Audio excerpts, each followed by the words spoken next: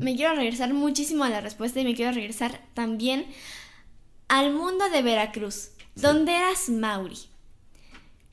¿Cómo era un día de niñez, juventud entre tus hermanos, tus padres? Su mecha, yo con mis hermanos nos pegábamos todos los días, nos peleábamos.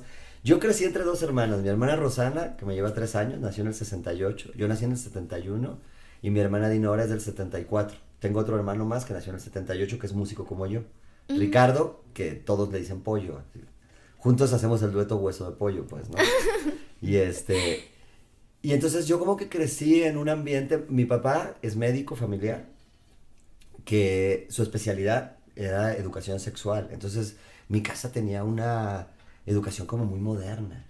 O sea, cuando yo era niño, todavía muchos de mis amigos en la escuela, sus papás les hablaban de usted.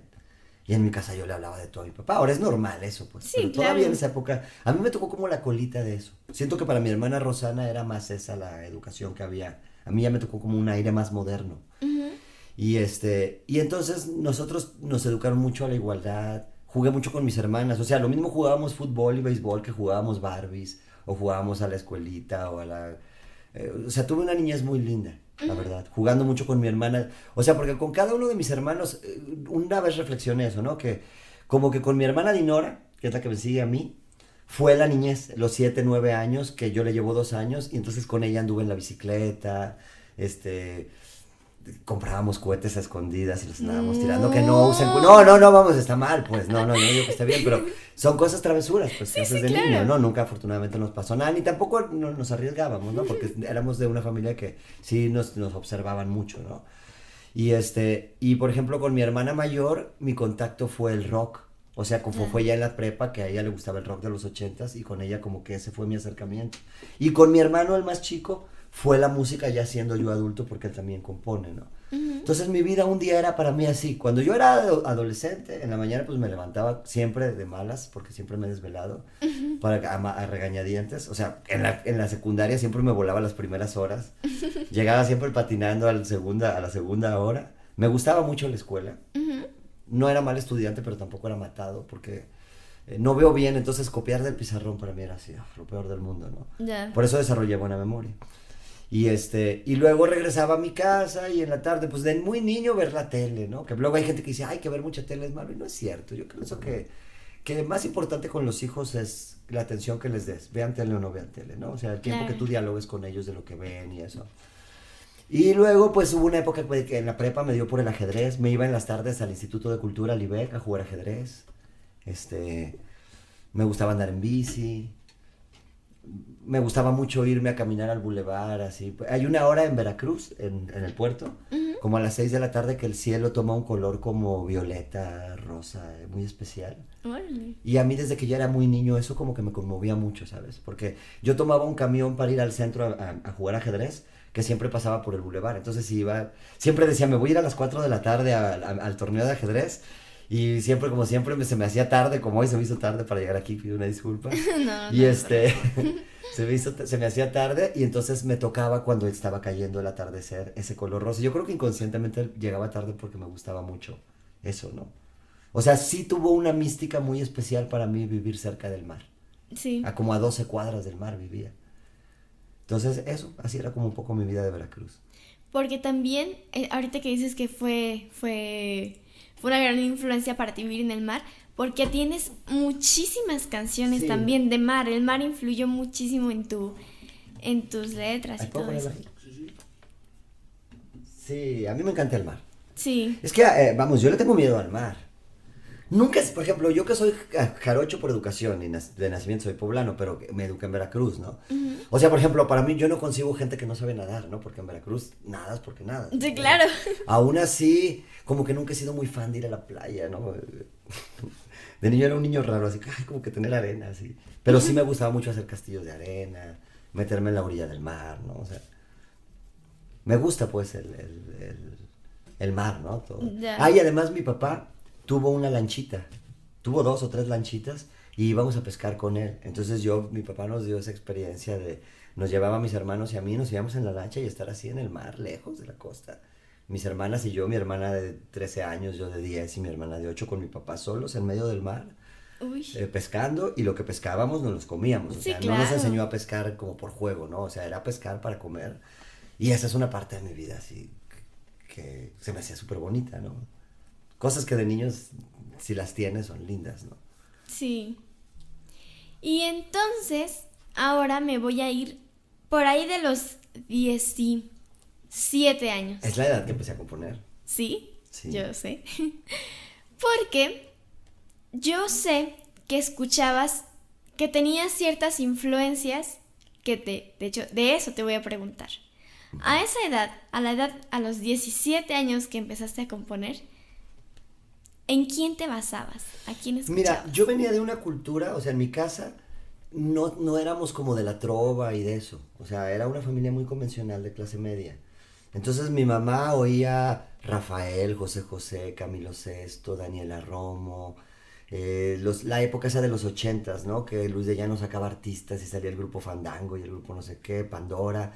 Y mi hermana oía todo el rock de los 80s, que salían programas de videos, ¿no? Video éxitos y video rock, Duran Duran. Entonces mi hermana tenía amigos porque ella tenía 15 años y yo tenía 13, ya estaba pasando yo a la adolescencia, yo estaba en la secundaria, yo estuve en la primaria en una escuela cristiana católica, ¿no? Y luego pasé a una técnica, la técnica 26, ahí hice mi secundaria, y era la época de los videos, de rock de los 80, de toda la música con las baterías eléctricas, los sintetizadores, ¿me entiendes? Eso me tocó a mí.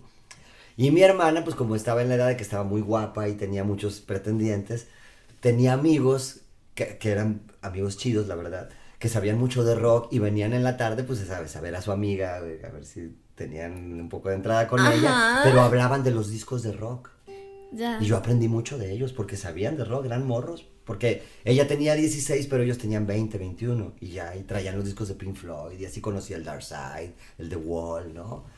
Y mi hermana tenía, igual que mi papá, eran como de esa gente que va a una tienda de discos y arriesgan y compran un disco a ver qué onda, ¿no? Sin A ver si saber. está bueno, ¿no? Sí. Y muchas veces había buenos discos y en mi casa había un montón de acetatos.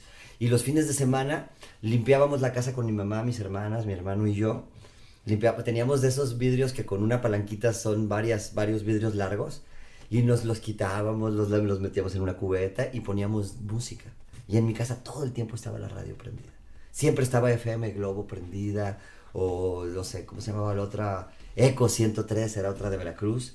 Entonces, en la época que dices tú, a los 17 años, estaba de moda Mecano.